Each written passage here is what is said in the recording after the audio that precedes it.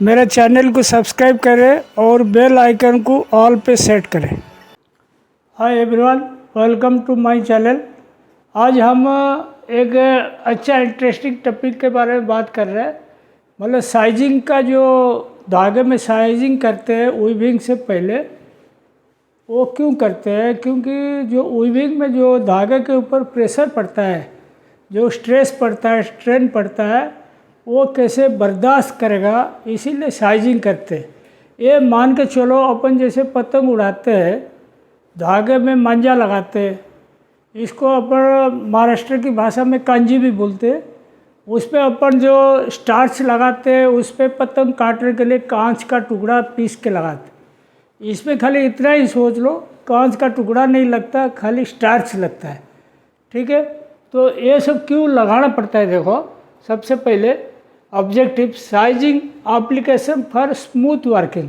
Sizing इसीलिए करते ताकि धागे की थोड़ा स्ट्रेंथ बढ़े और वो जो धागा आगे जाएगा वीविंग में, उसमें ब्रेकेज ना हो।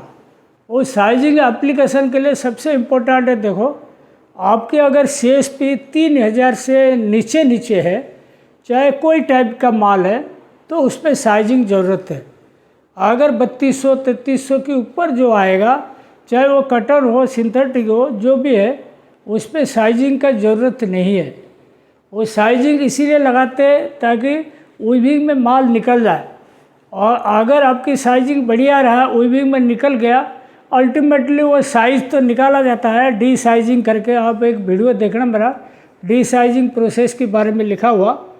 और देखिए, sizing application for smooth working, आगे का कैसे स्मूथ वर्किंग रहेगा, वीविंग में ब्रेकेज नहीं होगा, इसीलिए लगाते।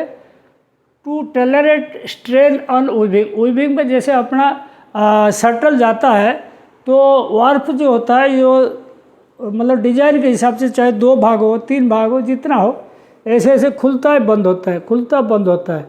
जब खुलेगा उस टाइम शटल पास करेगा। तो ये जो ऊपर नीचे होता है ना, एक बार ऐसे आएगा फिर ऊपर जाएगा, ऐसे होता है, तो धागे के ऊपर स्ट्रेस पड़ता है या स्ट्रेन पड़ता है, तो वो सब धागा तोड़ देता है। और देखो, it depends on CSP of yarn. तो CSP ऑफ यार्न मतलब धागे की जो ताकत है, स्ट्रेंथ है, उसका ऊपर डिपेंड करता है। और साइजिंग के बारे में बता दूँ, इसमें मैदा डलता है, गोंद डलता है। उसके बाद देखो, it depends on CSP of yarn, it depends on hairiness of yarn. जैसे आपकी हेयरीनेस ऑफ यार्न के ऊपर आपकी साइजिंग डिपेंड करता है। समझ लो, ज़्यादा हेयरीनेस है, साइज ज़्यादा उठाएगा, कम हेयरीनेस है तो कम साइज उठाएगा। तो वो हेयरीनेस के ऊपर भी डिपेंड करता है साइजिंग। तो देखो, हेयरीनेस ऐसा चीज़ है, मैंने एक जगह देखा था, एक वर्किंग वाला कंप्लेन किया हमको कि सर आपका हेयरीनेस बहुत कम है, जिसके हमको नुकसान हो रहा है। तो हम वो चीज़ समझ नहीं पाए कि धागे में तो हमेशा पार्टी बोलता है हेयरीनेस कम रहे, हेयरीनेस कम रहे। ये उल्टा बोल रहा है कम है, इसको थोड़ा बढ़ाओ। तो वो हमको समझाया, बहुत टिपिकल चीज़ समझाया। बोला हेयरीनेस कम रहने से क्या होता है, जो साइज़ पिकअप जो होता है, साइज़ जो लेता है, साइज़ टेकअप भी बोलते हैं वो लोग, साइज़ टेकअप कम हो जाता है। साइज़ टेकअप कम होने के कारण वीविंग में ब्रेकेज होता है, क्योंकि साइज़ ज़्यादा पकड़ा नहीं धागा।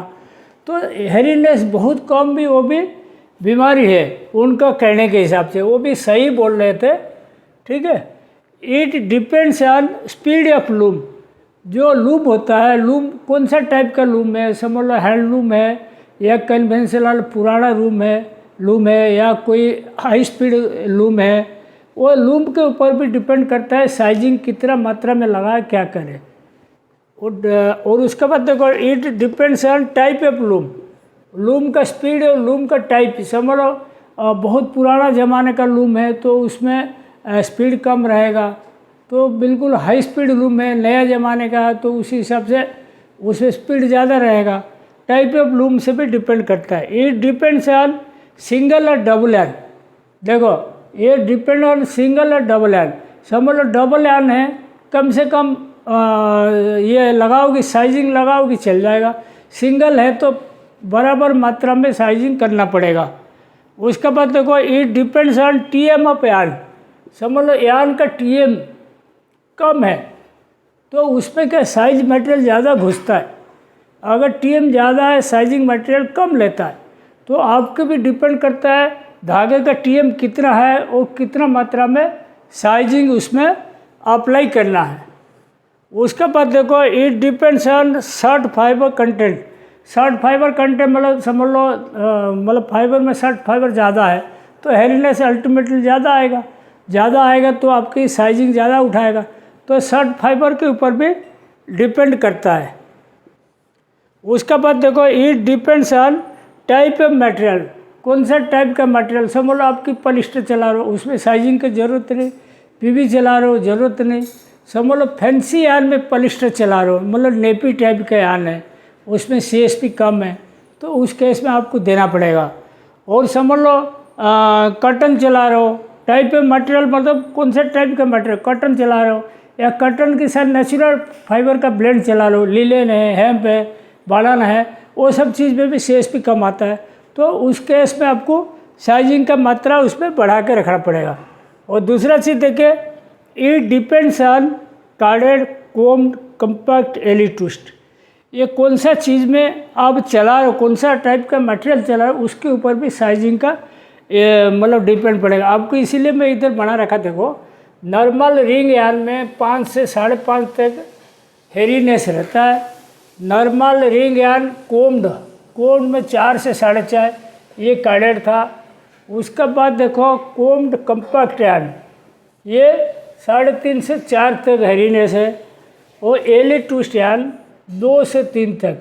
ये जो एली ट्विस्ट यान है इसमें जनरली मतलब साइजिंग नहीं कर रहे आजकल। समझ लो 40/2 है, 40 काउंट का डबल करके कर रहे हो, एली ट्विस्ट कर रहे हो उसमें आपको 3300-3400 तक आ जाएगा CSP, कोई ज़रूरत नहीं है। और इसमें साइजिंग का जो खर्चा है वो बचत हो जाता है, साइजिंग लगाना नहीं पड़ता। फिर साइजिंग नहीं लगाए तो डी साइजिंग नहीं करना पड़ेगा, उसका भी खर्चा बचत हो जाता है। इसलिए आजकल का ट्रेंड जो चल रहा है ना डेनिम कपड़ा के लिए एली ट्विस्ट वाला बढ़िया चल रहा है।